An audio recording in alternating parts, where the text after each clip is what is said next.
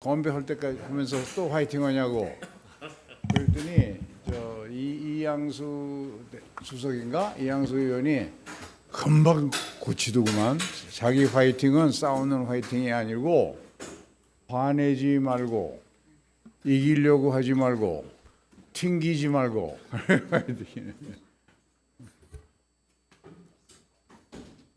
네. 네. 준비되셨습니까? 네, 시작하겠습니다. 네, 잠시 후 한국정치평론가협회가 주관하고 국회 사무처가 후원하는 선거제도 개편 대토론회를 시작합니다. 토론회에 참석해 주신 여러분께서는 자리를 정돈해 주시기 바랍니다. 그리고 핸드폰은 무음으로 해 주시기 바랍니다.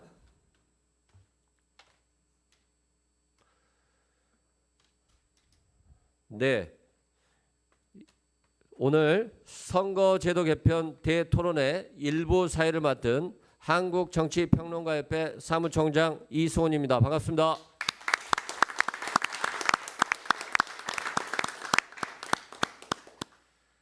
네, 바쁘신 와중에도 오늘 토론회에 참석해 주신 여러분께 진심으로 감사의 말씀을 드립니다. 정치 양극화, 양대 정당에 대한 권력 집중의 폐해, 국민들의 의사가 제대로 반영되지 않는 승자 독식 구조의 문제를 초래하는 현행 선거제도의 문제로 말미암아 국민 통합을 저해하고 대한민국의 미래가 오히려 위기에 처해 있다는 비판이 있습니다. 오늘 선거제도 개편 대토론회를 통하여 올바른 정치 방향성과 현행 선거제도 개선점에 대한 풍부한 논의가 이루어지기를 바랍니다. 그럼 지금부터 선거제도 개편 토론회 일부를 시작하겠습니다. 먼저 국민 의례가 있겠습니다. 모두 정면에 태극기를 향해 주시기 바랍니다. 네, 국기에 대한 경례.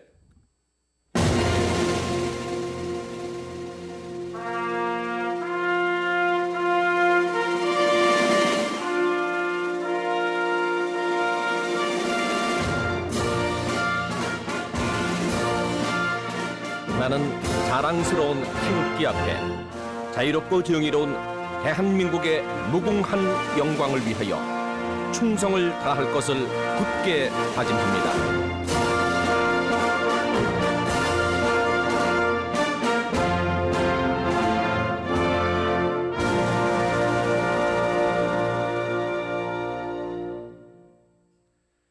예, 바로 이하 국민 의례는 생략하도록 하겠습니다. 모두 착석해 주시기 바랍니다.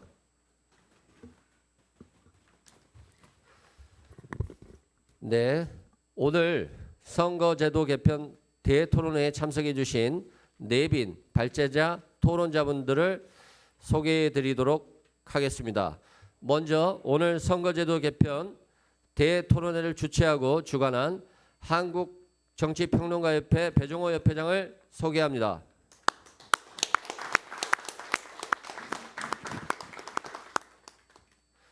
네, 그리고 오늘 행사를 직접 후원하시고 함께 하시기 위해 참석하신 김진표 국회의장님 소개합니다. 큰 박수 부탁드립니다.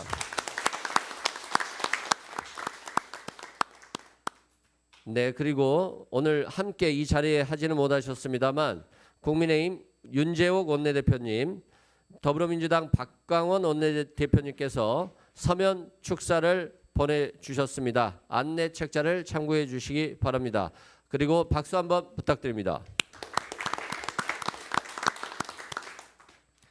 그리고 저희 한국정치평론가협회 김종혁 상임부회장님 나오셨습니다.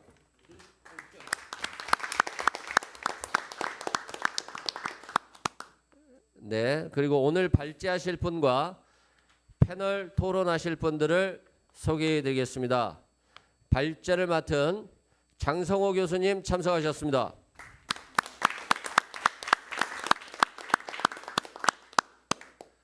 네, 김성환 시사평론가님 참석하셨습니다.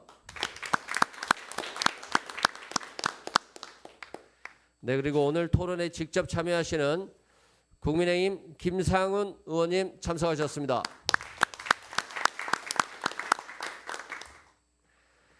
네, 마찬가지로 토론에 직접 참여하시는 더불어민주당 김영배 의원님 참석하셨습니다. 네, 또 토론에 직접 참여하시는 정의당 이은주 의원님 참석하셨습니다.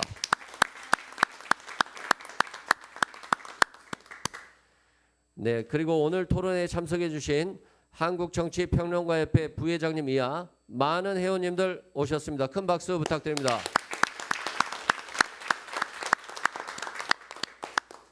네, 모든 분들께 다시 한번 감사 말씀드립니다. 이제 개회사 및 축사 순서를 진행하도록 하겠습니다. 한국정치평론가협회 협회장이신 배종호 협회장님의 인사 말씀을 듣겠습니다. 큰 박수 부탁드립니다.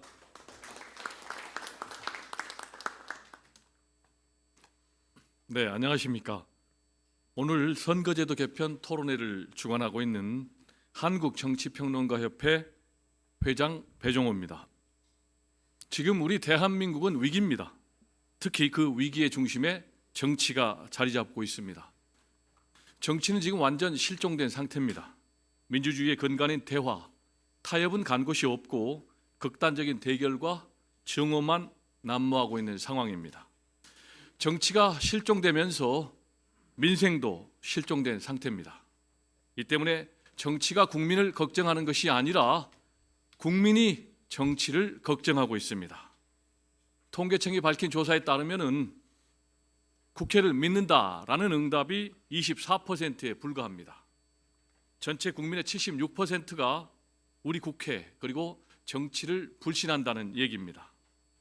이러한 정치 불신과 혐오의 근본에는 지금의 선거제도가 있다는 것이 일반적인 시각입니다. 안타깝게도 내년 총선이 9개월밖에 남지 않았지만은 여야 정치권은 뚜렷한 선거제도 개편안을 내놓지 못하고 있습니다. 김진표 국회의장님의 요청으로 한국정치평론가협회가 주관하는 선거제도 개편 토론회가 오늘 열리고 있는 것도 여야가 하루빨리 선거제도 개혁안을 만들어내기 위함이다 이렇게 생각을 합니다.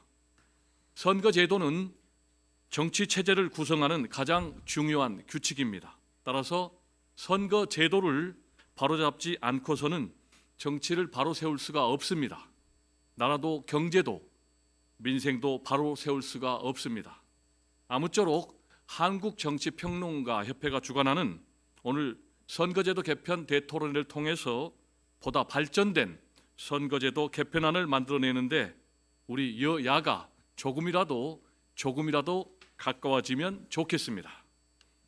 여야 정치권은 기득권을 내려놓고 나라와 국민을 위해서 헌신하겠다라는 초심으로 돌아가야 합니다. 바로 이러한 자세로 접근할 때 총선 셈법에만 매몰된 당리, 당략을 초월해서 극단적인 대결과 정치적 양극화를 양산해내는 현 선거 제도를 개혁해낼 수 있을 것입니다. 오늘 이런 자리를 만들어주신 김진표 국회의장님께 진심으로 감사의 말씀을 드립니다. 아울러서 토론자로 참석해 주신 김상훈, 김영배, 이은주 여야 세 분의 국회의원님께도 진심으로 감사의 말씀을 드립니다. 그리고 발제를 맡아주신 장성호 건국대 교수님, 김성환 정치평론가님, 이종근 행사준비위원장님, 일부 사회를 맡아주신 이승훈 사무총장님, 그리고 한국정치평론가협회 집행부와 회원 여러분들도 수고 많으셨습니다. 오늘 이 행사를 위해서 이름도 없이 수고해 주신 국회 사무처 직원 여러분들께도 깊은 감사의 말씀을 드립니다. 감사합니다.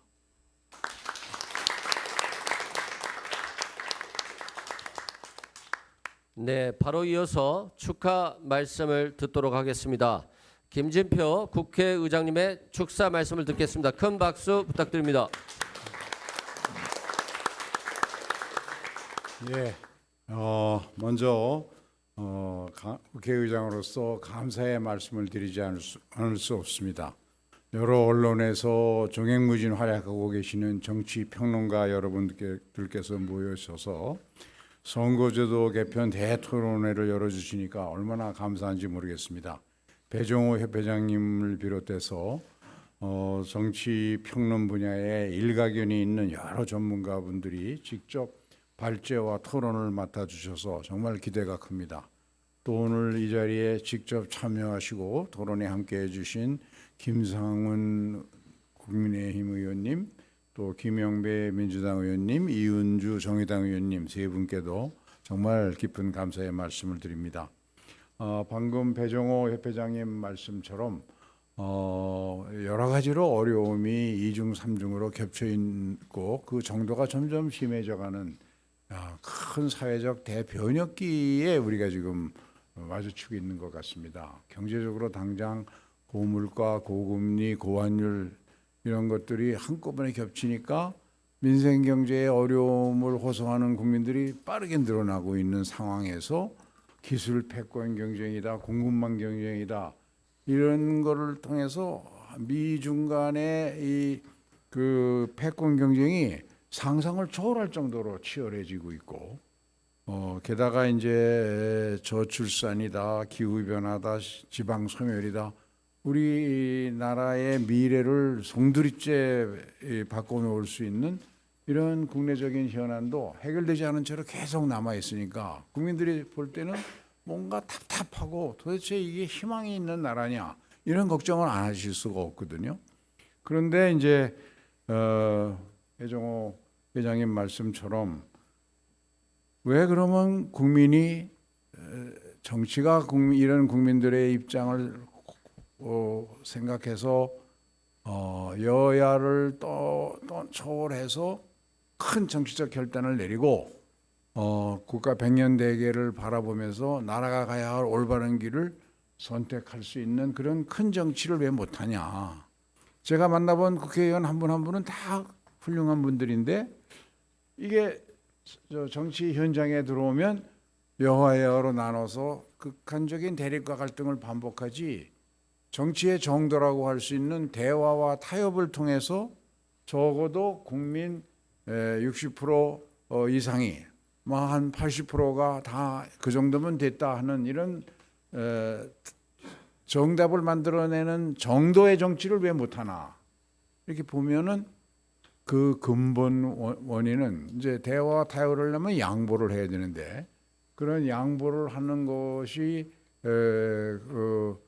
우리 현실 정치에서 받아들여지기 어려운 그 근본에는 제가 보기에는 선거제도의 원인이 있는 것 같습니다. 우리 선거제도가 한 표만 이기면 모든 것을 독차지하는 극단적인 승자 독식 선거제도로 전체 300명 의석 중에 253명을 뽑아오는 선거가 아주 오래 계속되다 보니까 예를 들면 지난 21대 선거에서 제1당이 2당에 대해서 득표율에서는 8% 이겼습니다. 그런데 의석수는 2배 가까이 이겼거든요. 지역구 의석수가. 일종의 선거할 때마다 국민의 뜻, 득표와 의석수라는 결과 사이에 비례성이 전혀 맞지 않는 일종의 로또 복권 당첨하는 로또식 정치가 우리 사회에 오래 자리 잡다 보니까 각 정당의 지도부는 사실상 임기가 1년밖에 안 되는 게 평균인데 매년 있는 눈앞에 다가온 선거에서 이기지 못하면 그 자리를 당장 물러나야 되니까 그냥 그 초단기적인 안목을 가지고 당장 눈앞에 선거에 이겨야 되니까 국민 전체의 신뢰를 받을 수 있는 이런 얘기는 사치스럽고 당장 지지층을 결집해서 한 표라도 이기면 될 게 아니냐는 식의 정치가 계속 반복되는 것 때문에 그런 것 아니냐 하는 생각을 금할 수가 없습니다. 모두가 다 이대로는 안 된다. 우리 정치가 정말 정도의 정치로 가야 되고 정치만 빼놓고는 대한민국은 이미 모든 면에서 다 선진국의 문턱에 와 있다는 얘기를 너무나 여러 군데에서 듣는 국회의장 입장에서 무슨 일이 있어도 이제 이번에는 선거제도를 개편해야 되겠는데 예년 다른 국회와는 전혀 다르게 이번 국회는 이 선거제도 개혁을 위한 준비를 1년 가까이 정말 치밀하게 준비해 왔습니다. 정개특위에서 오랜 토론을 거쳐서 해왔지만 거기서 얻은 걸 토대로 해서 전원위원회에 회부해서 국회의원 300명 중에 3분의 1인 100명이 자기 의견을 본회의장에서 발표를 했고 이것을 모두가 야유 한 번 없이 경청했었고요. 그리고 또 이 국민 공론조사도 아마 다른 나라 정치사에도 선거제 개편하는 것을 오죽하면 그랬을까 하겠지만 국민 전체의 공론화 조사를 KBS와 서울대 사회연구소가 나서서 일주일여 이상을 시간을 투입해서 공개 방송 형식으로 이 여론조사를 했죠. 그리고 국회를 출입하는 기자 1270명을 상대로 한 10시간 정도 예고하고 우리가 이런 공론조사 웹조사를 하려고 하는데 응해 주시겠습니까 했더니 제가 깜짝 놀란 게 저는 한 5%나 응할까 그랬더니 무려 10시간 만에 650명이 응하셨습니다.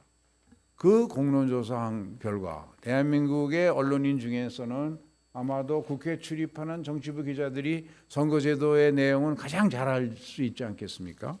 이런 모든 과정을 거쳐서 이제 여도 야도 지도부도 협상 당사자도 아니면 일반 의원들도 적어도 선거제도 개편이 꼭 필요하고 이 선거제도 개편하는데 무엇이 핵심이다라는 것에 대해서 충분하고 집중적인 공부, 수기가 되어 있습니다. 그래서 이제는 결단만 내리면 됩니다.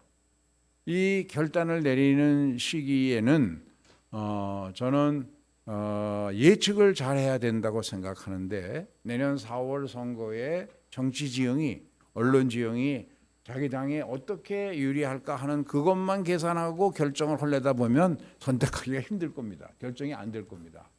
이럴 때 옛날 그 알렉산더 대왕은 고르디우스의 매듭을 한 칼로 비워서 끊어버렸다는데 현대 이 정책 경제학에서는 그 게임의 이론이라는 걸 개발을 해서 세컨드 베스트 폴리시를 권고하고 있습니다.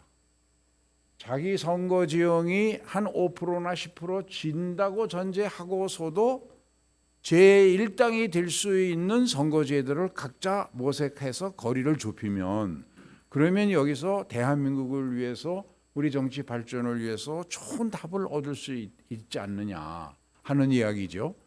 그래서 그 세컨드 베스트 폴리시를 선택을 하면 아무리 나빠도 선거 지형에서 한 5% 저도 일당이 될 가능성이 남아 있는 것이고 선거 지형이 좋아지면 정치를 그동안 잘해서 국민으로부터 신뢰를 받아 좋아지면 더 큰 의석수를 얻어서 확실히 일당이 되는 거니까 그런 점에서 이런 합리적인 선택의 지혜를 발휘해 주십사 하는 당부의 말씀을 드립니다. 오늘 토론하시는 분들 중에는 각 당에서 이 선거제도 결정에 아주 중요한 역할을 하시는 분들이 함께하고 있어서 더욱 기대가 큽니다. 이제 협상 시간이 제가 7월 중순까지는 마무리해달라 그러는데 늦어도 7월 말을 넘기면 안 된다고 생각하는 것은 이것이 협상이 끝나면 본회의 의결을 거쳐서 정개특위에 넘기면 정개특위가 그것을 가지고 선관위와 같이 공문을 주고받으면서 그 선거법에 따른 선거구 획정 작업을 끝내야 됩니다. 이거를 8월 말까지 끝내고 정기국회를 맞아야만 올해 내년 4월 선거가 큰 무리 없이 안전하게 갈 수가 있습니다. 만일 이제 그렇지 못하게 되면 2016년에 헌법재판소에 헌법 소원이 들어간 적이 있었는데 그때 그 소원의 내용은 국회가 마땅히 해야 할 선거법 개정을 국회 선거 관련 법상 매년 선거가 있기 1년 전까지 선거구 획정을 끝내도록 강행 규정이 되어 있는 법을 안 지키고 부작위를 통해서 엄청난 불공정을 만들어냈다. 현역 의원과 원외위원장 등 정치 신인 그 사람들과 불공정한 게임의 룰을 만들어 놓지 않았느냐. 또 해외 디아스포라 750만 유권자들에게 어떤 지역에서 어떤 방법으로 선거해야 되는지 아무 정보도 안 주고 갑자기 선거 한 30일 전, 40일 전에 들이대고 투표하라 그러면 이게 말이 되냐? 그런 등등의 이유로 그 소원을 제기했는데 이게 놀랍게도 9명 헌법재판관 전원이 맞다. 그 소원이 국회가 잘못했다. 라고 의견 일치를 받습니다. 다만 구체적인 결정을 할 때는 그 소원이 오고 나서 선거법이 한번 고쳐졌습니다. 고쳐지니까 이 선거법에 따라 선거를 치르면 한번 기대해 볼 수 있지 않냐 하고 판단을 유보하자는 사람이 5명. 아니다. 이 새 선거법에서도 그걸 기대하기가 힘드니까 이번에 이런 판결을 해야 된다는 사람이 4명이었습니다. 그래서 저는 또 올해 또 늦어지게 되면 제가 걱정되는 것은 그런 헌법 소원이 들어오게 되면 이번엔 어떤 결과가 헌법재판소가 판결을 내릴지 그런 점에서 우리 정치권에서 이제는 정말 그 알렉산더 대왕의 결단이 필요한 시기여서 여러 가지 선택에 관한 숙고와 결정을 더 미루지 말고 미루면 또 잊어먹습니다. 그동안 공부한 거.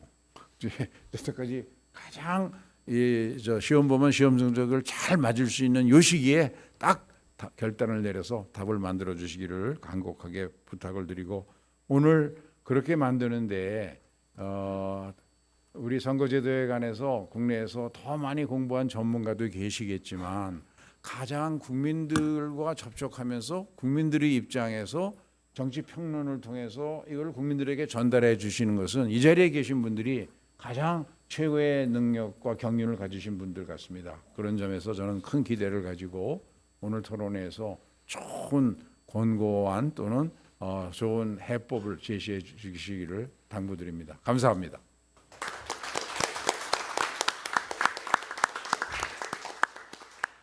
네, 대화와 타협, 양보의 정치를 위해서는 선거제도의 개혁을 크게 이루어야 된다는 우리 김진표 국회의장님께 큰 박수 부탁드립니다.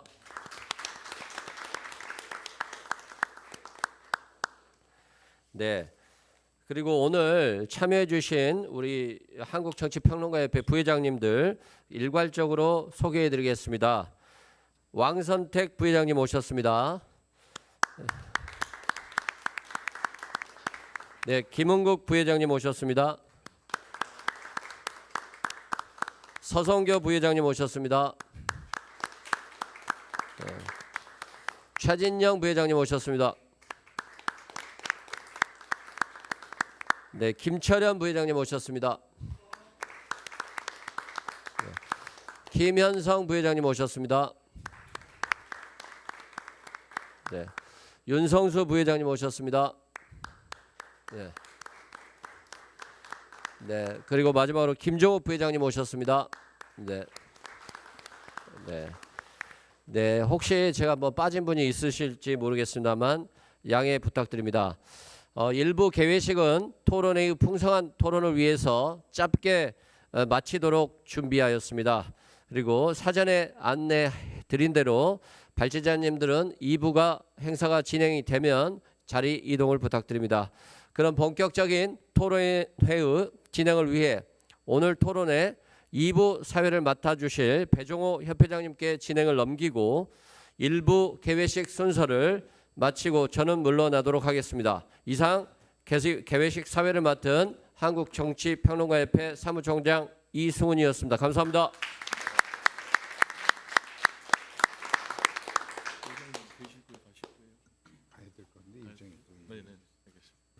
제가 이거 국회 방송으로 다 보겠습니다. 알겠습니다. 네, 고맙습니다. 네, 감사합니다. 네, 잘 부탁드립니다. 네.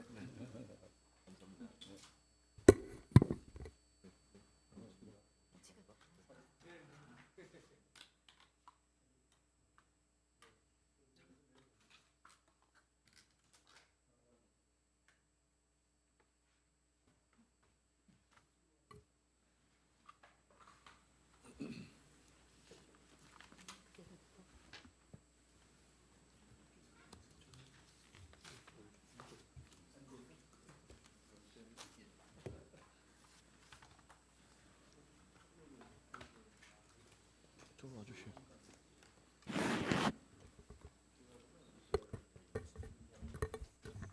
네, 그러면은 지금부터 2부 토론회를 좀 본격적으로 시작을 하도록 하겠습니다. 먼저 우리 이 건국대학교 장성호 교수님의 발제가 있으시겠습니다.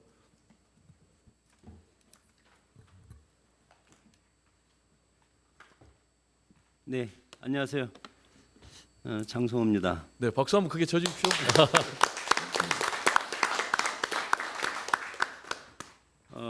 방금 우리 국회의장님께서도 시간이 없다. 그리고 7월 달에는 결단을 해야 된다. 물론 헌법에서도 1년 전까지 선거구 획정을 해야 되지만 우리 정치가 제대로 기간을 지킨 경우가 거의 없지 않습니까? 그래서 그건 애초에 기대하기가 어려울 것 같고 국회의장님의 희망이든지 아니면 그것이 정말 실현이 되든지 오늘 토론회에서 어떤 합의점이 조금이라도 나올 수 있다면 커다란 의미가 있다고 생각이 들고 그 발제를 또 할 기회를 저한테 주셔서 개인적으로 상당히 부담도 되고 또 영광스럽기도 하고 그런 마음으로 준비를 했습니다.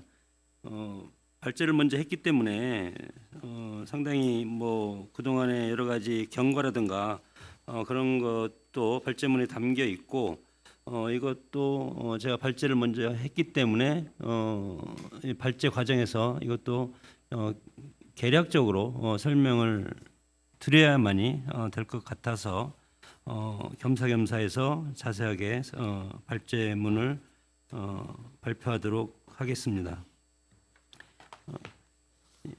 결국은 이제 선거는 민주주의의 꽃이라고 누구나 얘기를 하고 있고 뭐 흔히 하는 말입니다. 민주주의의 꽃이라는 것은 가장 민주주의가 인류 우리 인간이 만들어낸 가장 어떤 정치 시스템 중에서 가장 멋진 그런 제도이기 때문에 그 제도를 가장 화려하게 이끌어줄 수 있는 메커니즘 그리고 극적인 어떤 모멘텀을 마련할 수 있는 것이 선거기 때문에 민주주의의 꽃이라고 하고 있고 민주주의가 이끌어지는 민주정치 과정의 어떤 내부 작동의 핵심적인 역할을 하고 있고 특히 선거를 통해서 유권자와 정치 엘리트를 연결하는 중요한 메커니즘으로 작용하고 있다고 봅니다.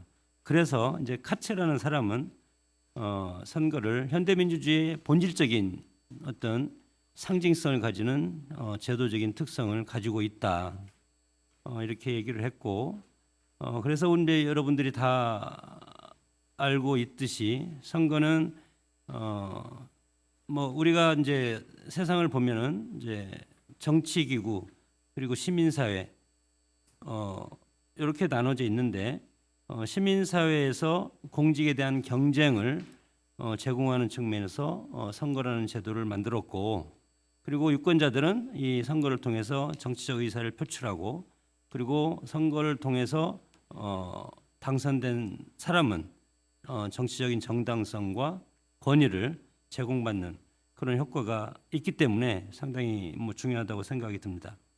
한국 정치로 돌아와 보면은 한국 정치의 커다란 여러 가지 우리가 해방 이후 그 전부터 해방 이후에 여러 가지 한국 정치 변동의 역사를 보면은 여러 가지 뭐 군사 정변도 있었고 상당히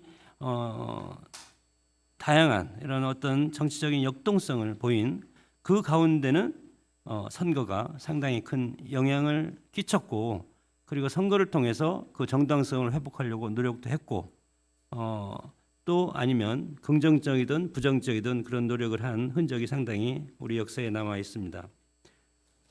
그래서 선거가 상당히 중요하다. 그리고 한국 정치의 어떤 선진화를 위해서도 질적 향상을 위해서도 상당히 중요하고 그래서 장기적인 과제로 이제 선제적으로 얘기를 해보면 정치 문화의 발전이 상당히 중요합니다. 이 이제 뒤에도 나오겠지만 정치 문화라고 하는 것은 지역주의입니다, 사실. 그래서 지역주의를 어떻게 해소할 것인가? 이것은 뭐 통일신라 시대부터 그 전부터 이 지역주의 문제가 지금까지 이어져 왔고 오늘날도 마찬가지로 지역을 대표하는 정당이 지금 양대 패권을 형성하고 있기 때문에 이 정치 문화를 어떻게 발전시킬 것인가? 또 두 번째는 유권자 의식 수준이 이제 향상돼야 된다는 그런 전제가 있고 이것을 단기적으로 보면 선거제도를 어떻게 개혁할 것인가로 귀결이 됩니다. 선거제도 그 중에서 대통령 선거, 지방 선거 뭐 있지만 국회의원 선거 제도를 어떻게 개혁하냐에 따라서 한국 선거의 어떤 질적 발전과 향상을 이룰 수 있다고 생각이 듭니다. 이렇게 전제를 하고 저는 이 발제를 하면서 지난번 정개특위 선거제도 개편안이 뭐 지난번에 전원위원회에서 충분한 수기도 거쳤고 이미 다 나와 있기 때문에 이 범주 내에서 미세한 조정을 거쳐서 국회에서 결단을 하면 되리라고 생각이 드는데 그조차도 각 당의 이해득실에 따라서 합의하기는 상당히 어려울 가능성이 이제 크다고 이제 생각이 듭니다. 우리나라 이제 선거제도를 보면은 이제 재헌의회죠. 재헌의회에서는 국회에서 대통령 선거도 했었고 그래서 재헌국회가 이루어졌는데 이때는 단기 무기명 투표 그리고 유효 투표수의 최다수를 얻은 자를 당선으로 하는 지역 대표 기반의 소선거구제로 출발을 했습니다. 물론 우리가 해방 이후에 미국식 정치 제도를 대폭 수용을 했기 때문에 오늘날도 마찬가지로 미국의 양당 제도로 이제 흘러가고 있는 그런 경향이 있고 거기에서 이제 소수파의 이익을 대변하는 어떤 협의제 민주주의라든가 이런 것이 상당히 뒤처져 있는 그래서 인위적으로 이제 그런 것을 보완하려고 상당히 노력도 하는데 그것이 현실적으로는 상당히 이제 어려운 현실이라고 생각이 듭니다. 재헌국회 이후에 뭐 좀 전에 제가 말씀드렸지만은 정치 변통의 역사입니다. 우리는 그래서 60년 4.19 혁명의 결과로 이승만 정권이 하야하고 그 다음에 의원내각제로 잠시 갔다가 이때는 이제 중대선거로 치러졌고 그리고 61년 5.16 이후에는 다시 대통령 중심제로 회귀해서 뭐 이때는 뭐 대통령이 국회의원을 이제 임명하는 뭐 유신 정의회라는 그런 이제 비례적인 비례대표제를 채택하기도 했고 그래서 이러한 이때까지는 87년 민주화 이전까지는 정권 유지를 위한 선거 제도가 이루어졌다 그렇게 이제 해석할 수가 있습니다. 87년 이후에는 이때는 이제 정치 권력보다도 오히려 유권자 중심의 제도로 발전하기 위해서 노력을 해왔다고 하지만 여전히 정치 양극화, 특정 정당에 대한 권력 집중 이런 것들은 개선되지 않고 현재까지 오고 있다고 생각이 들고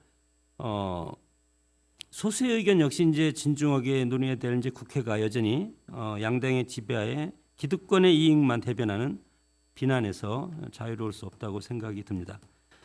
직전 21대 국회의원 선거 우리가 다 기억을 하고 있겠지만 소선거구 중심의 준연동형 비례대표제 뭐 아슬아슬하게 통과를 시켰는데 그러나 오히려 이것이 취지는 좋았지만 위성정당이라는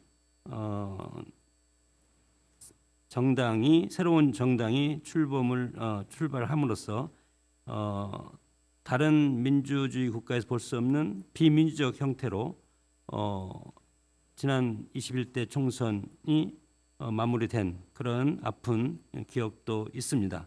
그렇기 때문에 이런 선거의 어떤 여러 가지 아픔, 역사의 아픔을 우리가 바탕으로 해서 정개특위를 우리가 이제 구성을 했고 그리고 정개특위에서 여러 안을 지금 이제 국회에서 제출해서 전원위원회에서 충분한 수기를 거치고 있기 때문에 뭐 총론은 그렇습니다. 누구나 국회의원이나 뭐 우리 국민 모두가 선거제도는 이제 개편해야 되지 않을까 이렇게 공통적으로 생각을 할 수도 있고 그리고 하고 있다고 보기 때문에 과연 그렇게 누구나 그렇게 개혁된다고 그런 정개특위의 결과를 가지고 있기 때문에 이번에는 혹시 이것이 정말 로또식 선거 방식이 바뀌어질 수 있을까? 저는 상당히 큰 기대를 갖고 지금 지켜보고 싶습니다. 뭐 아까 국회의장께서도 말씀하셨지만 대한민국은 상당히 다양한 이제 위기 상황이 펼쳐지고 있고 뭐 외교, 안보, 경제, 세대, 계층, 양극화 문제 그렇기 때문에 이제 선거제도 개편만으로써 이런 위기가 극복될 수는 없겠지만 그럼에도 불구하고 이 한국의 어떤 정치를 진일보시키기 위해서는 어느 기후 위기, 양극화 위기, 복지에서 다양한 이슈에 대한 다양한 목소리를 담기 위해서 대표성과 비례성을 강화하는 그런 선거제도로의 변화가 반드시 필요하고 뭐 윤석열 대통령도 신년 인터뷰를 통해서도 뭐 중대 선거구제도 선거개혁 논의 뭐 이것을 해야 된다 이렇게 주장도 했었고 뭐 국회는 국회 나름대로 국회의장 주도로 해서 여러 가지 정개특위를 지금 발의하고 있기 때문에 그 개정 가능성은 상당히 크다고 기대를 하고 있습니다. 먼저 그 현행 선거제도의 문제점을 간단하게 말씀을 드리고 그리고 대안에 대해서 제가 말씀을 드리겠습니다.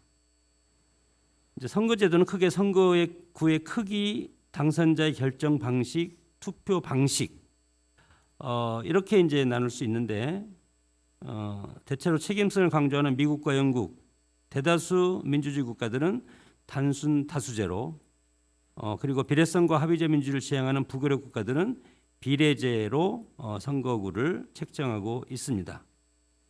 그래서 이제 우리나라 선거구를 보면은 뭐 지금 대통령 중심제지만 지금 국회의원들이 장관으로 입각하고 있지 않습니까? 이것은 우리가 순수 대통령제가 아니고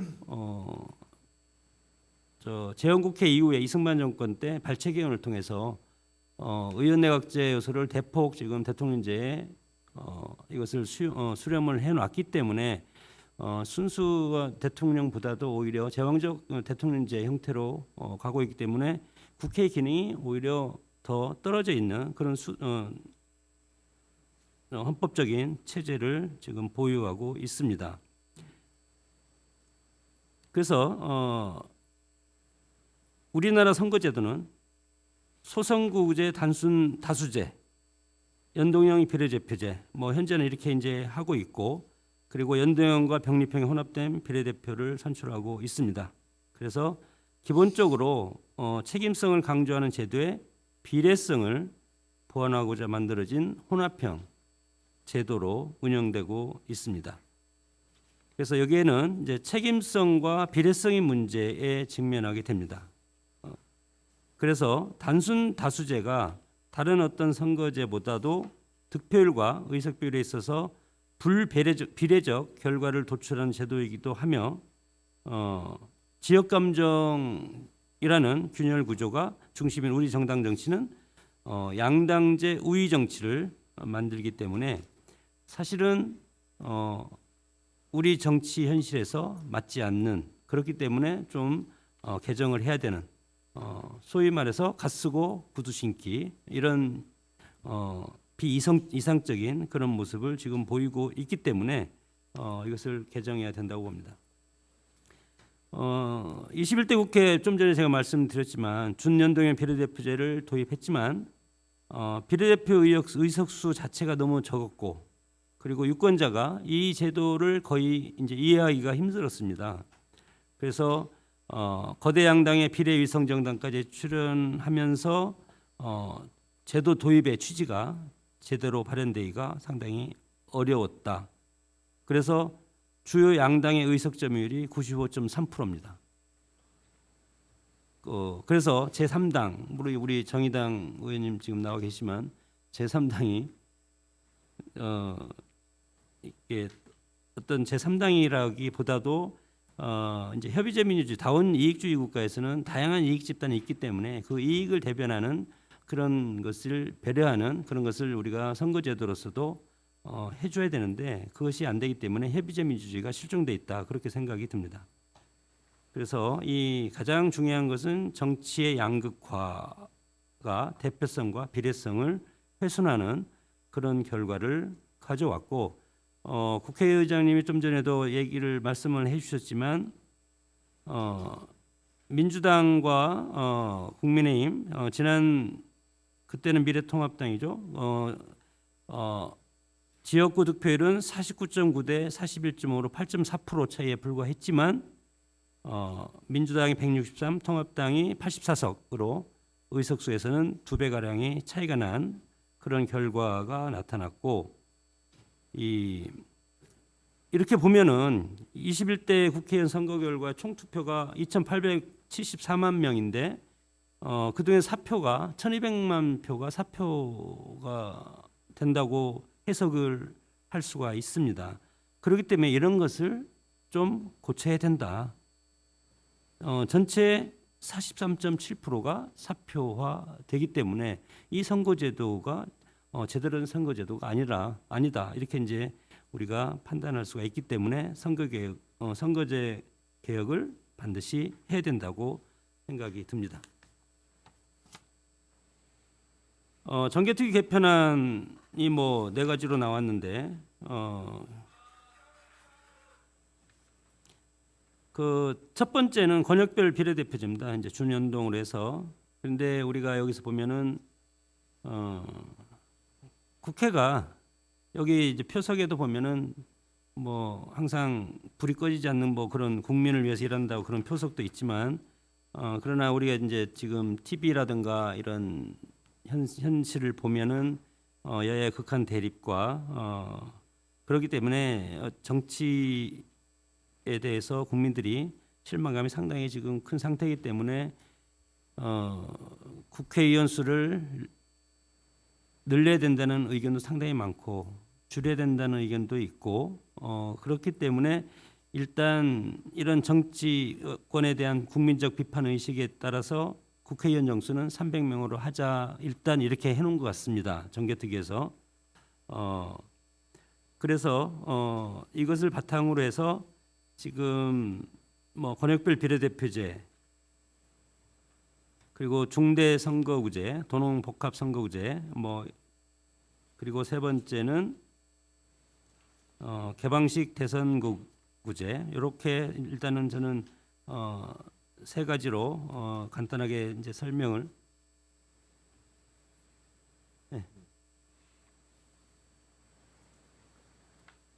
그 권역별 비례대표제도 뭐 우리가 그 자료에도 이제 나와 있기 때문에 제가 구체적으로 비례대표를 6개 이상의 단위 권역으로 구분하고 비례의원 정수는 권역별 인구 비례 또 인구 범위 2분의 1 범위 내에서 수도권과 지방을 구분한 방향으로 나눠서 하겠다 이렇게 이제 뭐 제출이 돼 있고 여기에는 여전히 위성정당 출연이 가능하다는 것이 문제고 그래서 이 점은 지역구 후보 배출 강제화를 통해서 해소할 수가 있을 것 같습니다. 그리고 도농복합 선거구제, 중대 선거구제도 마찬가지로 농촌 지역은 현행 소선거구제로 하되 사실은 농촌에 가보면 한 개 군이 3만 명 정도밖에 안 되는 군도 있고 더 떨어지는 군도 있습니다. 그렇기 때문에 이 농촌 지역이 지금 보면은 뭐 4개 군, 5개 군이 한 개 선거구로 된 경우도 상당히 있지 않습니까? 그렇기 때문에 중대 선거구제로 해서 도농복합 선거구제로 해서 선거구의 어떤 면적과 인구에 따라서 이걸 이제 줄이겠다 그런 취지로 이제 얘기를 한 것이고 그리고 개방명부식 대선구제도 마찬가지로 기존 소선구제를 개방명부식 대선구제로 이제 개편하는 것이고 선거인은 하나의 정당과 그 정에 추천한 후보자 중 1인을 선택할 수 있도록 그렇게 해서 그 결과에 따라 당선자는 해당 정당이 투표하는 비율에 따라 후보자의 선호도가 반영되어 당선자를 결정하게 되어 있습니다.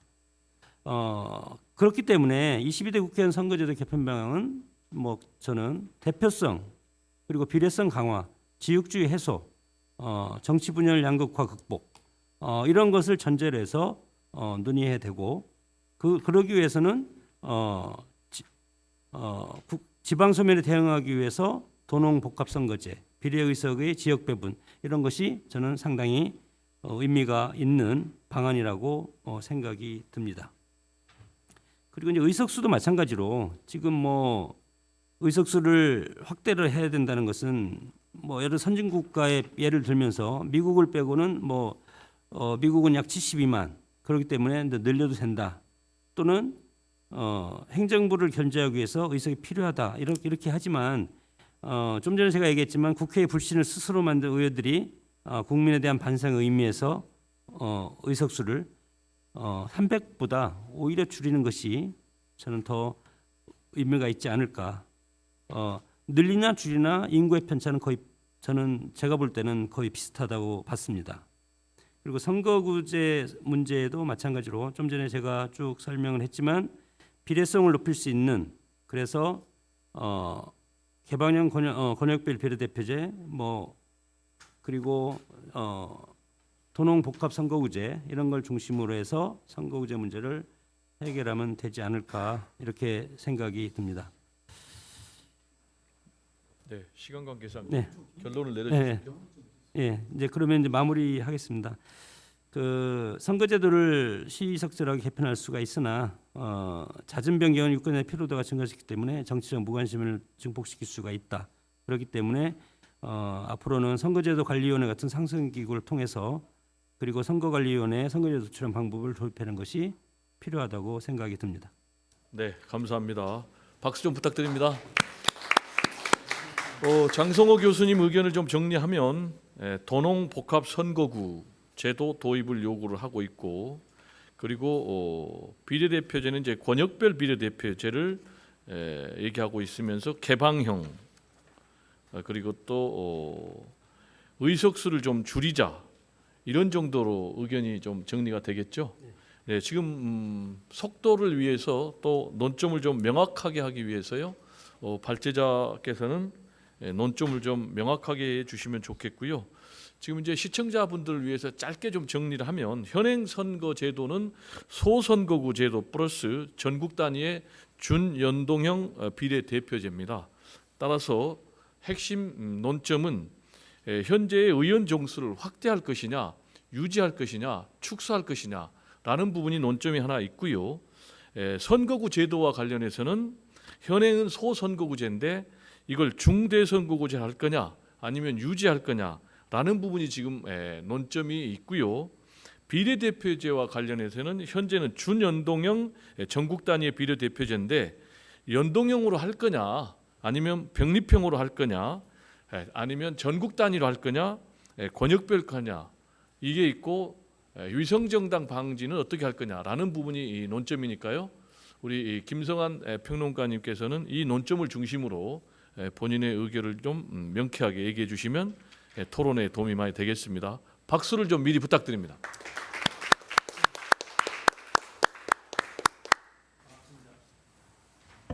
반갑습니다. 시사평론가 김성환입니다.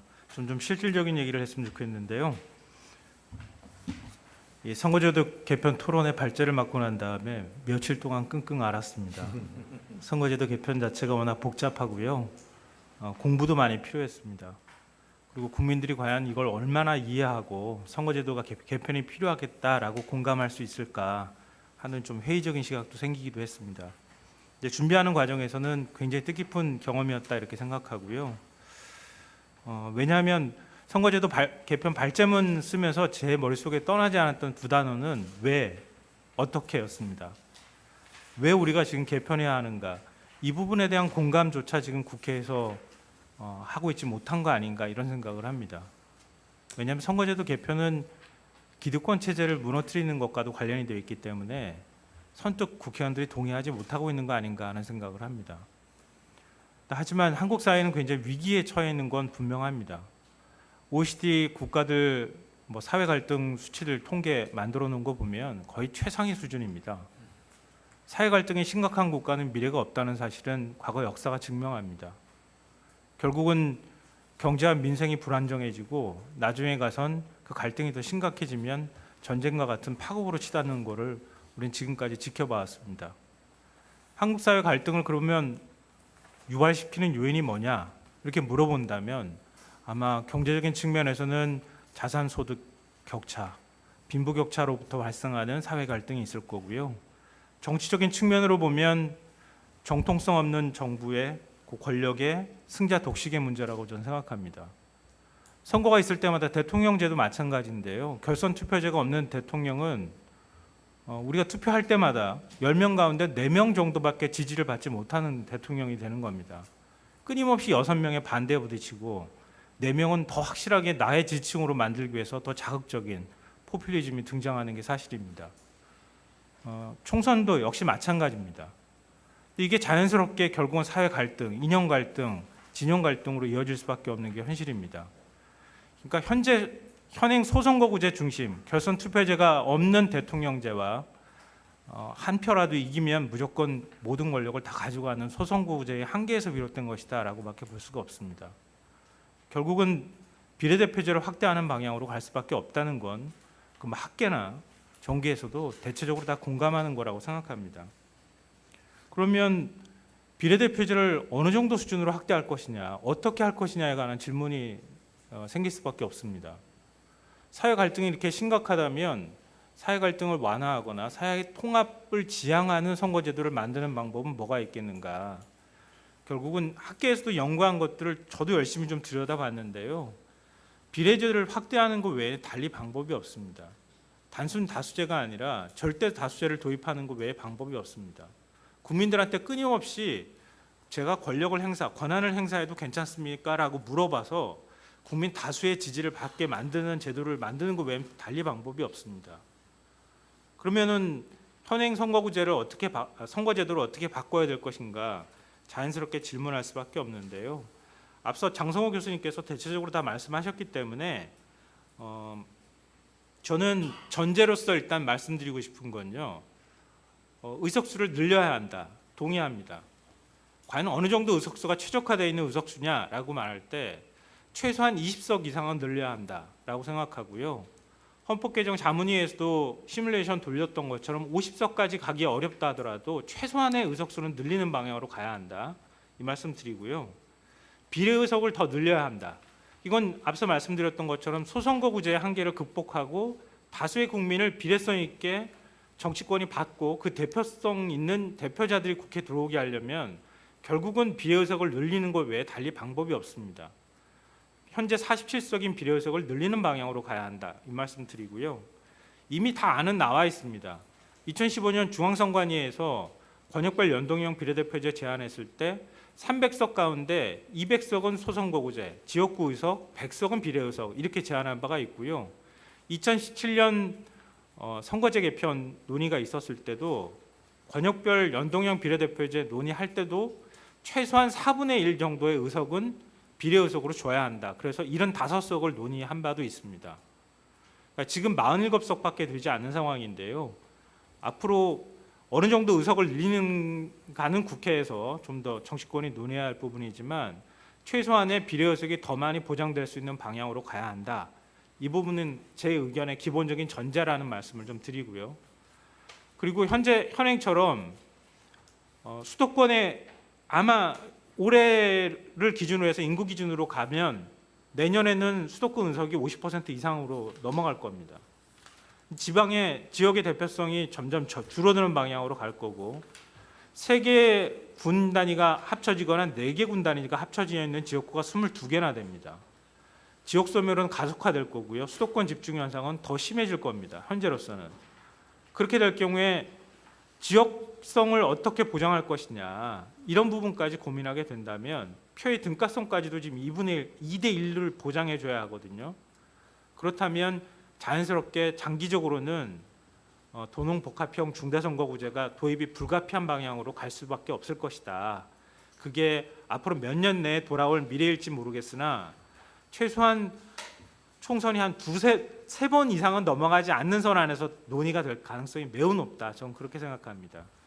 그렇게 생각하는 제 지향점이라고 말씀드리고요.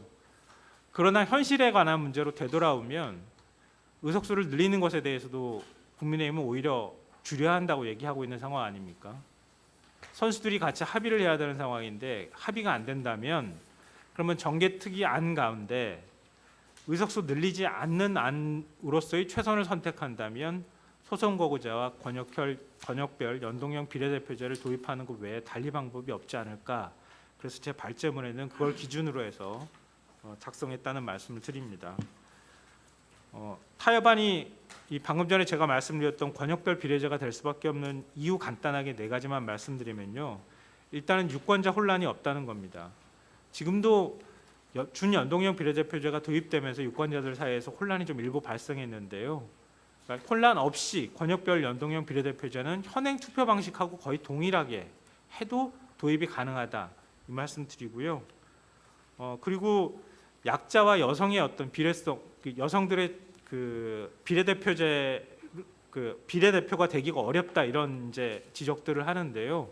이거는 폐쇄형 명부를 그대로 유지하거나 아니면 가변형을 일부 도입하는 방식으로 그런 우려를 일부 덜 수 있다고 봅니다. 그리고 위성정당 창당을 방지하는 효과가 일부 있다고 생각합니다. 이게 두 번째인데요.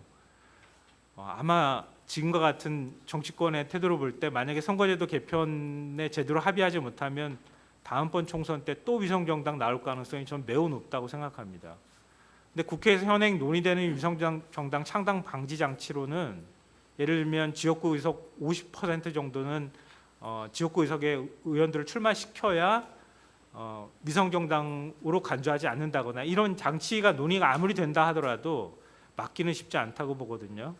근데 권역별 비례제를 도입하면 위성정당 창당 의혹 자체가 꺾이는 측면이 있다. 그게 하나의 제가 두 번째로 꼽는 이유고요. 세 번째로는 그리고 중대선거구제 도입을 한 번쯤 검증해 볼 수 있는 기회가 될 수 있겠다. 이게 권역별을 제가 말씀드리는 이유입니다.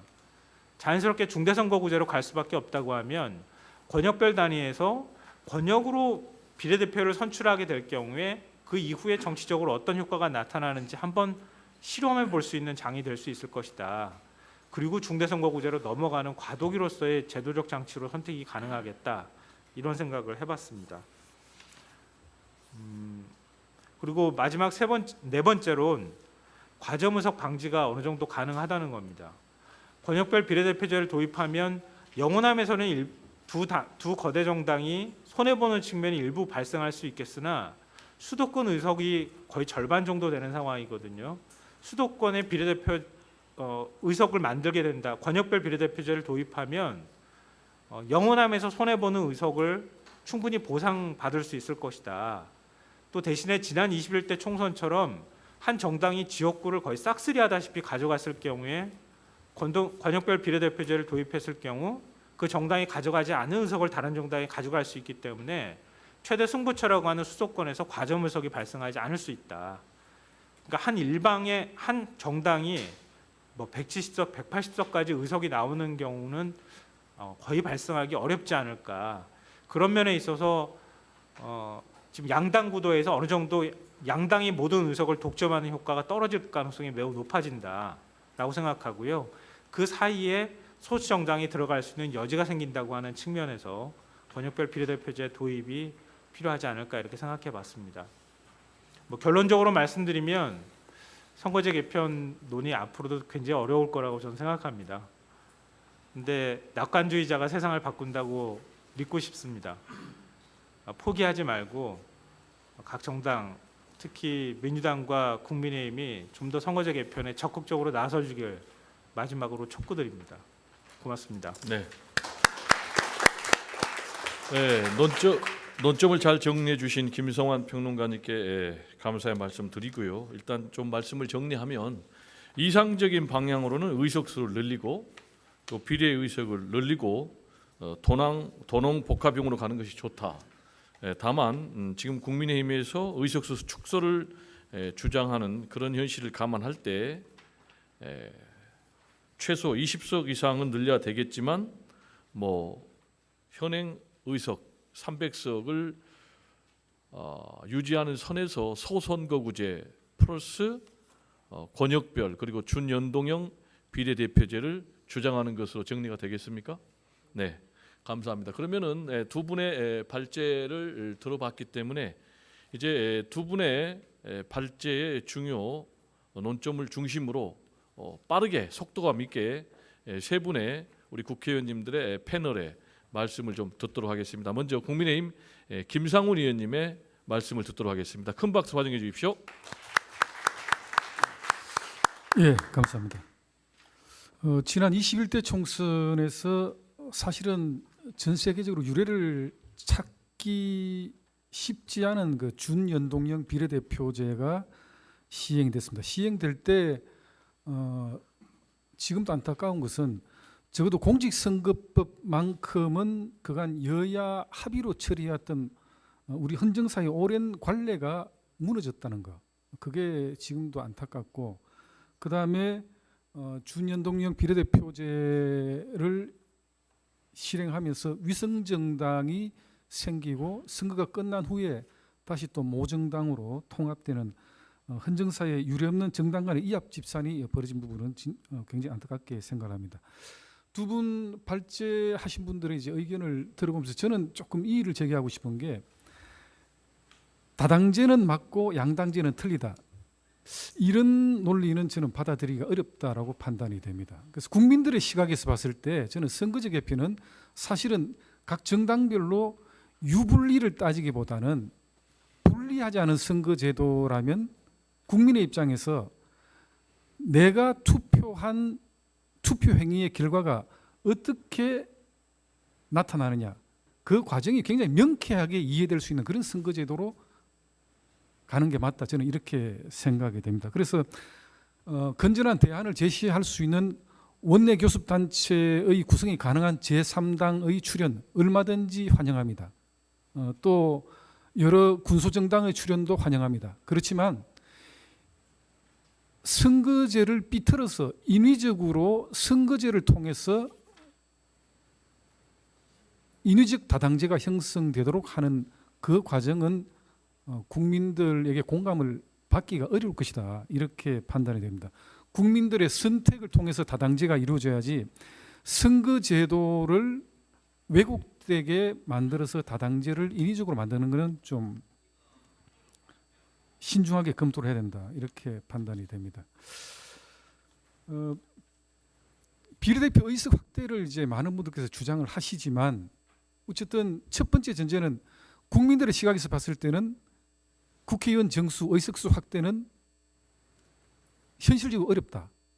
그렇게 봤을 때 지금 현재 지역구와 비례대표 의석수의 감소 정대가 가능하겠느냐 하는 그런 생각이 됩니다. 그래서 현실적으로 비례대표 의석수를 늘리고 지역구 의석수를 줄이면서 300석을 유지해야 된다는 논리의 정당성을 확보하기가 저는 쉽지 않을 것이다, 그렇게 판단이 됩니다. 이 판단의 근거에는 비례대표를 통해서 다양한 직역의 전문가들을 좀 국회로 영입하는 게 좋겠다는 게 비례대표제 운영의 가장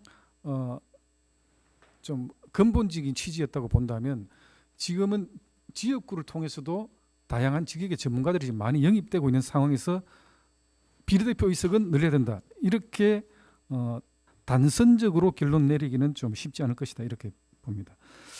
자, 그러면 이제 국민의힘은 지역구 비례대표제에 대해서 아직까지 폭넓은 그 여론 수렴을 통해서 방향을 이거다라고 정하지는 않은 단계이긴 하지만, 지역구는 소선거구제를 기본으로 하되 인구 밀집 지역의 중대 선거구제를 채택하는 부분은 협의의 여지를 지금 남겨놓고 있는 상태다, 이렇게 말씀드릴 수는 있겠습니다. 다만 이제 중대 선거구제는 성자 독식을 막을 수 있는 제도다라고 단정 지을 수는 없을 것 같아요. 일본이 중대 선거구제를 도입했다가 다시 소선거구제로 회귀한 그 과정을 좀 보셔야 됩니다. 중대 선거구제를 이제 채택한다고 보면 통합 선거구에서 4명을 만약에 뽑는 대선거구제가 존재한다. 그러면 1위 한 사람이 40%를 득표했다. 2위가 30%를 득표했다. 3위가 20%를 득표했다. 4위는 예를 들면 10% 이내의 득표를 했다. 이거는 성자 득식보다 조금 더 불공평한 결과를 가져올 수가 있다고 봐요. 4위는 전체 선거구 유권자 수의 예를 들면 뭐 7, 8%밖에 득표를 못했는데도 그 사람은 당선되는 결과이기 때문에 이런 부분은 다시 한번 좀 검토를 해볼 필요가 있다라는 판단이 됩니다.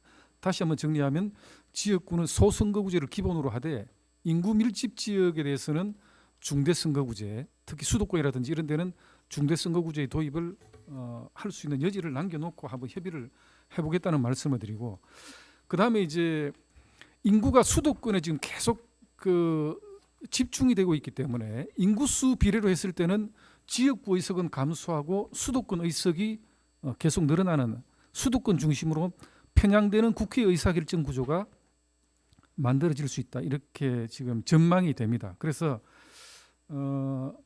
서울보다 5배 면적을 갖고 있는 지역구가 지금 계속 생길 가능성이 있게 되는데, 이럴 경우에 수도권에 좀 지나친 과중 의석을 지향하는 그런 방안도 한번 논의를 해봐야 되는 게 아닌가 하는 그런 생각을 갖고 있습니다. 비례대표 선출은 사실은 준연동형 비례대표제를 하기 전의 전국 단위 병립형 비례대표제로 가는 것도 상당히 괜찮은 대안이 될 수 있을 텐데, 오늘 두 분 발제자께서 권역별 비례대표제, 특히 권역별 준연동형 비례대표제를 제안을 해주셨어요. 저는 이 부분에서 조금 의문이 있습니다. 장승호 교수님, 준연동형 비례대표제의 의석 배분 산식을 알고 계십니까? 김승환 평론가님, 준연동형 비례대표제 했을 경우에 의석 배분 산식을 알고 계시죠? 네. 지금 그 얘기까지 디테일하게 하면 안 될 것 같아서 제가 얘기를 그래서 안 제가 꺼내는데요. 왜 이런 말씀을 네. 드리냐면, 국민들께서 잘 납득하기 어려운 이런 제도를 이게 이런 방향이 맞습니다라고 과연 정치권에서 권유할 수 있느냐. 국민들은 자기의 투표 행위가 가장 명쾌하게 선거 결과로 나오는 것을 저는 희망한다고 그렇게 봐요. 그런데 본인이 투표했는 게 어떤 과정을 통해서 당선 의석을 만들어내는지를, 그 과정을 제대로 이해를 못하는데 다시 준연동형 비례대표제 도입이 필요하다라고 이야기하는 것은, 이건 다시 한번 우리가 좀 재검토를 해야 되지 않겠나 하는 그런 생각을 갖고 있습니다. 위성정당의 출현을 막아야 되지만 위성정당의 출현을 유발시킨 준연동형 비례대표제부터 우리가 한번 재검토해 봐야 되지 않을까요? 저는 그런 판단에 하에서 애초에 우리 양당의 두 원내대표가 정개특위 출범 당시 합의했을 때 위성정당의 창당을 유발한 연동형 비례대표제를 한번 바꿔보자, 그런 취지로 스타트가 됐기 때문에 연동형 준연동형 비례대표제의 채택 부분은 정말 다시 한번 재고를 해봐야 되지 않겠나 하는 그런 생각을 갖고 있습니다. 마지막으로 이제 국회의원 정수 10% 감축은 사실은 22대 총선을 앞두고 우리 당의 사실상 당론이긴 하지만 21대 총선 때도 그렇고 20대 총선 때도 그렇고 사실은 연이어서 국회의원 정수를 감축해야 되지 않느냐는 제안을 한 바가 있습니다.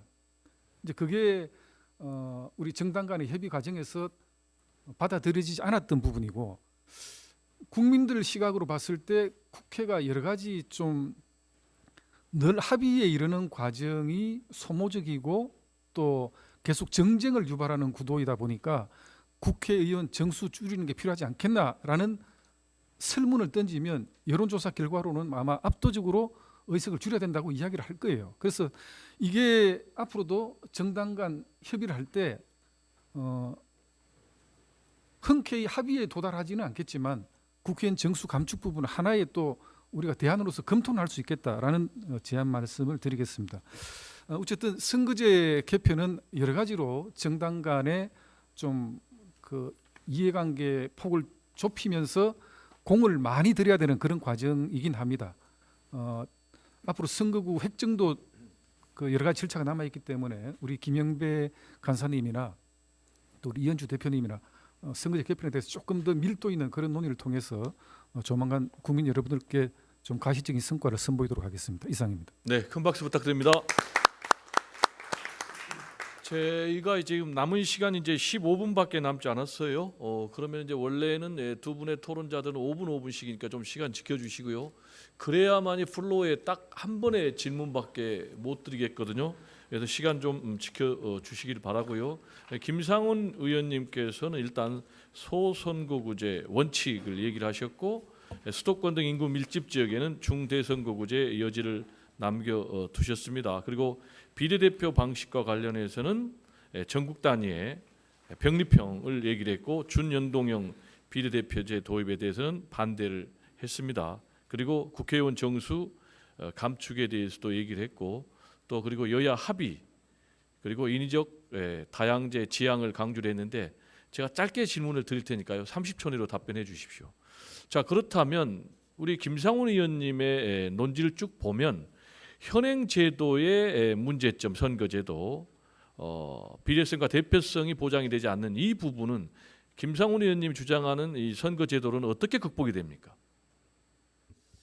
저는 좀 그 단순하게 갔으면 좋겠어요. 제가 이제 준연동형 비례대표제 문제점을 지적을 했지만 오늘 이제 우리 두 분 발제자께서 권력별을 이야기를 하시는데 지역이 있는데 다시 권력을 설정해서 하는 그게 대표성 확보에 정말 플랜 A가 될 수 있는 건지에 대한 제가 반문을 한 거고 대표성 확보는 유권자들이 자기 지역이든 비례든 투표 행위를 통해서 나는 이 사람이 이 정당의 당선된 국회의원이 됐으면 좋겠다. 우리 지역의 국회의원이 됐으면 좋겠다라고 투표하는 그 투표 행위 자체가 대표성을 확보하는 그 과정이라고 봅니다. 그래서 네, 그러면 김영배 의원님의 토론이 있겠습니다. 박수로 환영해 주십시오. 예, 오늘 아주 뜨거운 토론 될 것 같습니다. 우선은 저는 이제 45페이지에 잠깐 써놨는데요. 현재 우리나라의 선거제도는 87년 6월 항쟁의 산물입니다. 87년 체제라고도 하는데 87년 전까지는 대통령을 내 손으로 뽑지를 못해서 87년 6월 항쟁의 가장 큰 구호는 대통령을 내 손으로 뭐 직선제로 독재타도였던 걸로 기억합니다. 그리고 87년도 11월 달인가요? 개헌을 투표를 하고 대통령 선거를 또 투표를 하지 않습니까? 그때 만들어졌던 헌법과 그리고 5년 단임제 대통령제죠. 그리고 이제 단순 다수 한 표라도 많은 대통령 후보가 당선되는 그 구조와 그리고 88년도 그 직후에 있었던 선거법 협상을 통해서 소선거구제 그 전에는 이제 2명씩 뽑았었는데 한 지역구에 중선거구제에서 소선거구제로 변화가 오고 그 제도를 근간으로 지금까지 35년 정도의 이제 대통령 선거를 7번인가 7번 치른 것 같습니다. 그러니까 지금도 우리 국민들은 여전히 우리 사회의 변화가 이제 필요하다고 생각할 때마다 아마 내 손으로 어떤 결정을 하고 싶다 이런 이제 강한 참여 욕구를 가지고 있는 게 사실인 것 같고 그런 면에서는 대통령제에 대한 선호가 훨씬 높은 것 같고요. 국회의원에 대해서도 마찬가지인데 문제는 시대적 과제가 그 당시 87년도에는 3,000불 정도 됐는데 지금 3만 불이 훨씬 넘고 그다음에 훨씬 더 복잡해지고 개인이 훨씬 더 참여 욕구도 강해지고 그래서 저는 이 다양성 그리고 창의성 이런 걸 더 훨씬 더 존중하는 방향으로 이제는 좀 더 선거제도가 변할 필요가 있겠다라고 하는 이제 시대적 과제가 주어지고 있다고 생각하고요. 그래서 국가적으로 볼 때도 이제는 속도와 이제 이 빠른 의사결정, 집행력 이런 걸 중시했던 그런 단순 다수제 위주의 이 이제 정당제도, 선거제도, 대통령의 헌정 구조를 조금 더 협의가 가능하고 다양한 참여가 보장되면서 동시에 서로가 신뢰가 높아질 수 있는 그래서 상대방을 좀 존중할 수밖에 없는 구조 그래서 공존이 가능한 그런 이제 시스템으로의 변화 이런 게 이제 계속 제기되는 과제라고 봅니다. 그래서 지금은 한편으로 그런 국민들의 욕구를 보장하면서도 그런 이제 공존, 참여, 신뢰, 협력 이런 게 가능한 제도로의 변화 이게 과제가 아닌가 그렇게 생각합니다. 그랬을 때 현실적으로 개헌이 안 되는 상태에서 국회의원 선거제도를 통해서 달성할 수 있는 게 뭐냐? 그랬을 때 이제 민주당 입장에서는 소선거구제 그 자체가 문제라기보다는 소선거구제 위주로만 되어 있고 비례대표의 비율이 너무 적기 때문에 다양성 참여가 안 되고 또 다양한 국민의 목소리가 반영이 안 되기 때문에 비례대표의 비율을 확대하는 것을 제1의 저희들의 방향으로 보고 있습니다. 그래서 최소한 예를 들면 지역구가 240이면 뭐 60석 이상 정도는 비례대표가 보장이 돼야. 그래서 예를 들면 그 전에 225대 75도 제안한 바가 있습니다만 최소한 60석 이상의 비례대표가 된다면 그걸 권역별로 전환하고 그렇게 한다면 이제 나머지 부분은 토론이 가능하다. 그러나 기본적으로 우리 민주당의 기본 당론은 지역구는 소선거구제입니다. 다만 이제 아까 김상훈 의원님도 잠깐 말씀하셨지만 특광역시에 있어서의 중선거구제 가능성도 민주당에서도 한 50여 분의 이상의 의원들이 이걸 주장하고 계셔요, 실제로. 그래서 토론을 붙이면 당내에서 숫자에 관계없이 굉장히 사실은 뜨겁게 토론이 진행이 돼서 어느 게 우열을 인지를 구분하기 어려울 정도로 토론이 뜨겁습니다. 근데 어쨌든 토론의 가능성이 있기 때문에 이거는 협상 과정에서 반영이 좀 되면 좋겠다 이렇게 생각하고 있고요. 그다음 병립형이냐 연동형이냐 했을 때 병립형, 연동형 둘 다 이제 충분히 장단점이 있지만 비례대표의 정수가 확대되지 않고서는 이 무의미한 이야기다. 그렇게 말씀을 드리고 싶고 나머지는 여전히 토론이 가능하다 이렇게 말씀을 드립니다. 그리고 위성정당 방지도 그런 면에서는 위성정당 방지법도 굉장히 중요한 법이지만 위성정당이 아예 필요 없는 제도가 도입이 되면 더 좋겠다 그렇게 생각을 하고 있고요. 그다음에 비례대표에 대한 불신의 원인 중에 하나가 비례대표가 어떤 과정을 통해서 이제 공천되는지를 굉장히 궁금해하고 모르기 때문에 불신도 크다고 생각해요. 그래서 비례대표가 의무적으로 경선하도록 하는 그 법안도 내놨는데 그런 비례대표의 공천이 투명해지는 제도가 도입이 될 필요가 있겠다. 그래서 이거를 이제 소위 얘기하는 그 이 뭡니까 아이고 무슨 영이라 그래요? 비례대표를 찍을 때 아이고 갑자기 생각이 나. 예, 마지막으로 정수에 대한 입장은 저희들은 사실은 정수가 확대되는 게 시대적 추세라고 보지만 지금 이제 줄이자는 입장도 있기 때문에 일단은 공식적으로는 현재 정원을 유지하자라고 하는 기본 입장이고요. 만약에라도 줄인다면 지역구를 줄이는 게 옳다고 생각합니다. 이상입니다. 네, 박수 부탁드립니다.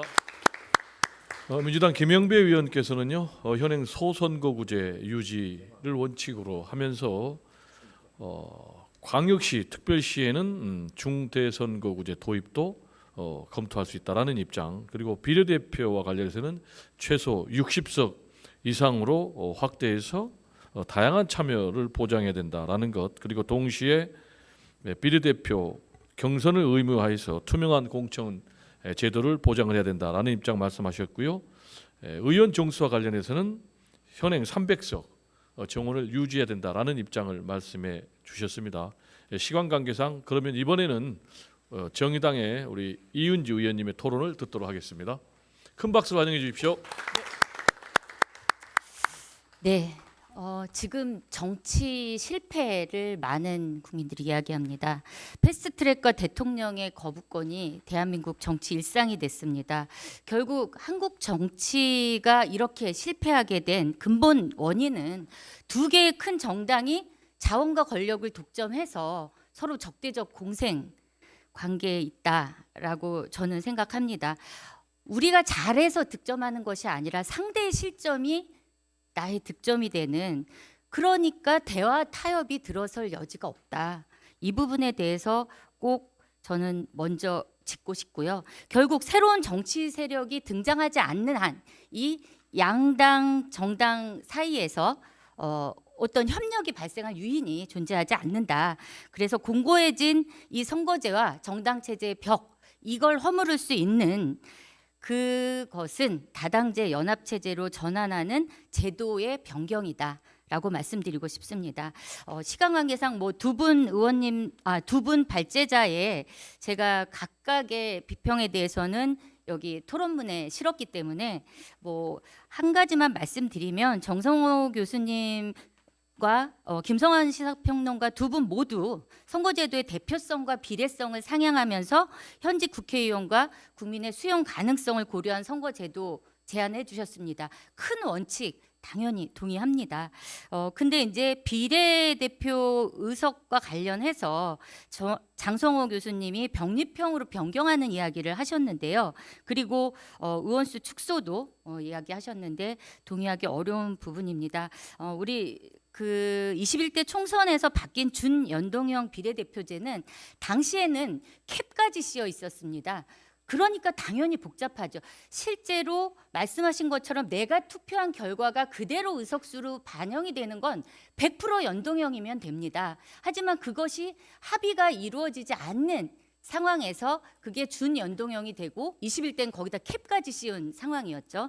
그래서 연동형, 확실한 100% 연동형 가장 단순하고 명쾌하다, 그런 말씀을 드리고요. 그리고 21대 총선의 그 위성정당 사태로 연동형 제도가 잘못됐다는 이 잘못된 인식이 확산된 점 대단히 안타깝습니다. 연동 비율이 확대되어야 하는 거지 과거로 회귀되어서는 안 된다. 목욕물이 더러워졌다고 아기까지 버리는 그런 우를 범해서는 안 된다는 말씀을 드리고 싶습니다. 그리고 김성환 평론가님 얘기한 중에 권역별 비례대표제, 네, 가능할 수 있습니다. 하지만 이 전제는 의석수가 확대되어야지 현행 47석에서 그것을 권역별로 나눈다면 과연 그 안에서 어떻게 비례성이 담보될 수 있을까, 이런 부분들이 문제고요. 특히 폐쇄형 명부제를 이제 대안으로 내세우셨는데 현재 전국 비례로도 여성, 청년, 장애인 등 취약계층의 여력이 적어요. 근데 이를 6개 권역으로 나눠서 그 선거구에서 소수자 공천하는 건 더 어려울 거라고 봅니다. 그래서 정의당은 이번 선거제 개편 논의의 3가지 원칙을 좀 말씀드리고 싶습니다. 첫 번째는 다당제 연합 정치를 가능케 하는 제도적 기반을 마련해야 한다. 그것이 지금 실종된 대화와 타협의 정치, 또 양극화된 정치를 해소할 수 있는 유일한 길이다.